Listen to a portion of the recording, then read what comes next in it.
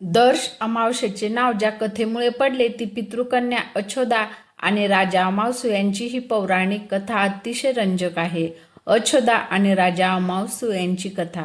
अछोदा ही पितृलोकातील अग्निक्षावत नावाच्या पित्राची मानसी कन्या होती. ती अत्यंत तेजस्वी आणि रूपवान होती.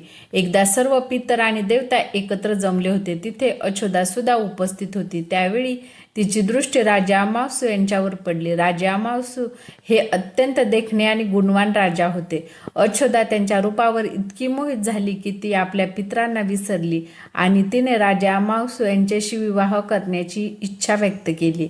पितृलोकात अशा प्रकारे कामवासना ठेवणे हे नियमांच्या विरुद्ध होते. यामुळे तिचे पितर संतप्त झाले आणि त्यांनी तिला स्वर्गातून खाली पतन होण्याचा शाप दिला. अछोदाला आपली चूक उमजली आणि तिने पितराकडे क्षमायाचना केली. राजा अमावसू हे अतिशय धार्मिक आणि चारित्र्यवान होते. जेव्हा त्यांना अछोदेच्या इच्छेबद्दल समजले तेव्हा त्यांनी तिला नम्रपणे नाकारले आणि स्वतःच्या मनावर ताबा ठेवला.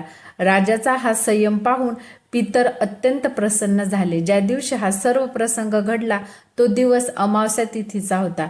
राजा अमावसू यांच्या नावावरूनच या तिथीला अमावस्या असे नाव पडले. पितरांनी प्रसन्न होऊन राजाला आशीर्वाद दिला की इथून पुढे ही तिथी तुझ्या नावाने ओळखली जाईल आणि या दिवशी जो कोणी पितरांचे तर्पण करेल त्याला अक्षय पुण्य लाभेल. अछोदेने पश्चाताप केल्यामुळे पितरांनी तिची सुटका केली. तिला पुढील जन्मात मत्स्यगंधा म्हणून जन्म घेण्यास सांगितले, जिच्या पोटी पुढे महर्षी व्यास यांचा जन्म झाला. व्हिडिओ आवडल्यास व्हिडिओला लाईक करा, शेअर करा. चॅनलवर नवीन असाल तर चॅनलला नक्की सबस्क्राईब करा. धन्यवाद.